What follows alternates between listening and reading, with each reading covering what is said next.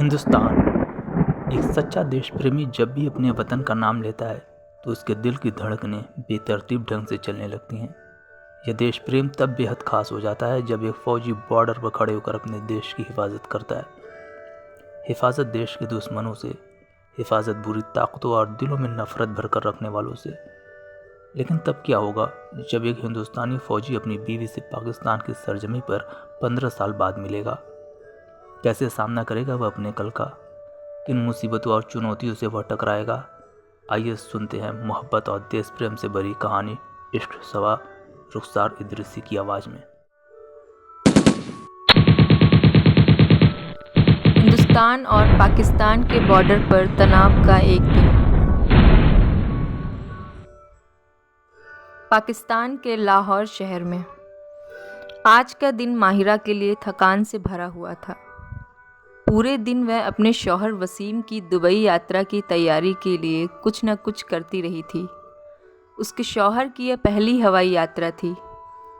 घर में इन दोनों के अलावा और कोई नहीं था, इसलिए माहिरा जी जान से उसकी यात्रा को ख़ास बनाने में जुटी थी। आज की शाम दुबई के लिए वसीम की फ़्लाइट थी। इन्हीं सब तैयारियों में कब एयरपोर्ट के लिए निकलने का वक्त हो गया माहिरा को पता ही नहीं चला। जल्दी आना, माहिरा ने प्यार दिखाते हुए कहा जब वसीम एयरपोर्ट जाने के लिए अपनी कार में बैठ रहा था। 24 घंटे की ही तो बात है, अपना ख्याल रखना, वसीम ने कहा और कार आगे बढ़ गई। माहिरा की वसीम के साथ ये दूसरी शादी थी।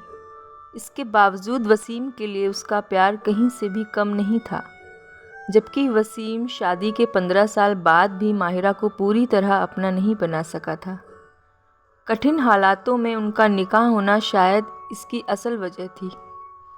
उनका घर हिंदुस्तान और पाकिस्तान के बॉर्डर से ज़्यादा दूर नहीं था।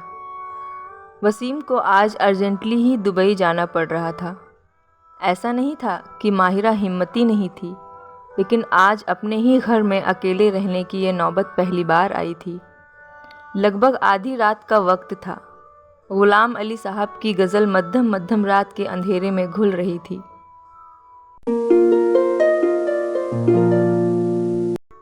माहिरा सोने के लिए करवटें बदल रही थी। करवट बदलते बदलते आखिरकार आधी रात के बाद उसे नींद आई। इससे पहले कि वह पूरी तरह नींद की आगोश में समा जाती, दरवाजे पर धड़ाम से आवाज़ हुई। ऐसा लगा जैसे दरवाजे के पास ही कोई बारी सी चीज़ गिरी हो। माहिरा हड़बड़ाते हुए उठ बैठी। माहिरा ने कमरे से बाहर आते हुए पूछा, कौन? उसकी आवाज़ में भारीपन था।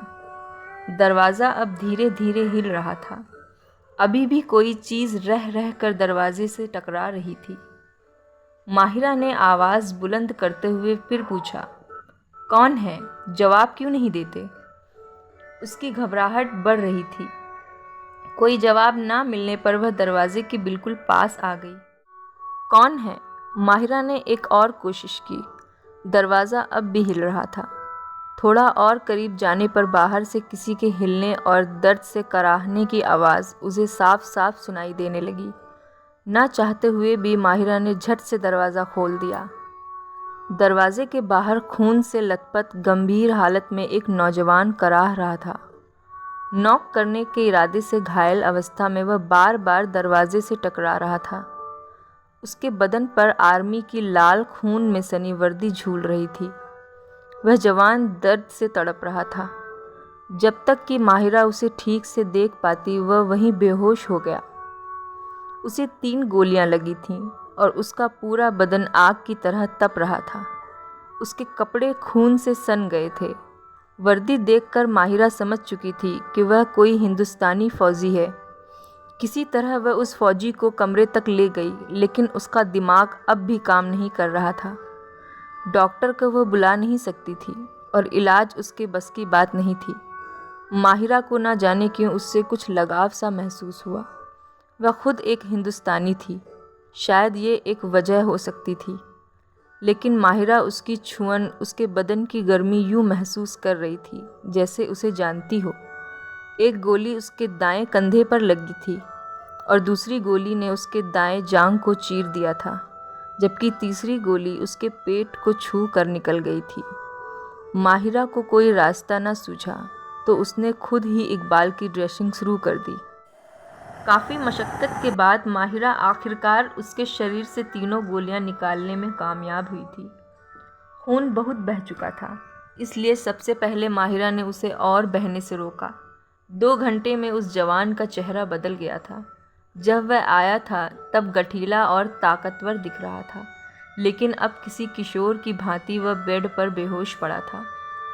माहिरा को एकाएक याद आया। उसका ध्यान लगभग मिट चुके उसकी वर्दी के नेम प्लेट पर गया। उस पर मेजर IA खान करके कुछ अक्षर उभर रहे थे।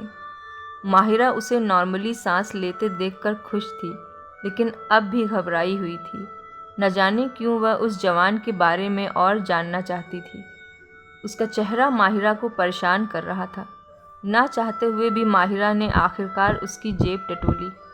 उसके जेब में ID प्रूफ और तंबाकू जैसी दूसरी छोटी मोटी चीज़ें निकलीं। ID प्रूफ पर फोटो और नाम देखकर माहिरा के पैरों के नीचे से मानो ज़मीन खिसक गई थी। वह जवान कोई और नहीं बल्कि माहिरा का पहला शौहर इकबाल था। 15 साल पहले दोनों अलग हो गए थे।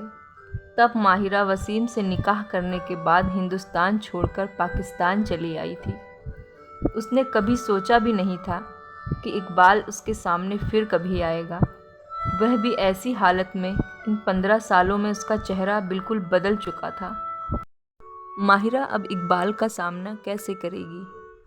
क्या वह पुलिस को इस बात की इत्तला करेगी या फिर इकबाल के लिए उसकी मोहब्बत फिर जाग उठेगी? जानने के लिए सुने इश्क शवा का अगला एपिसोड।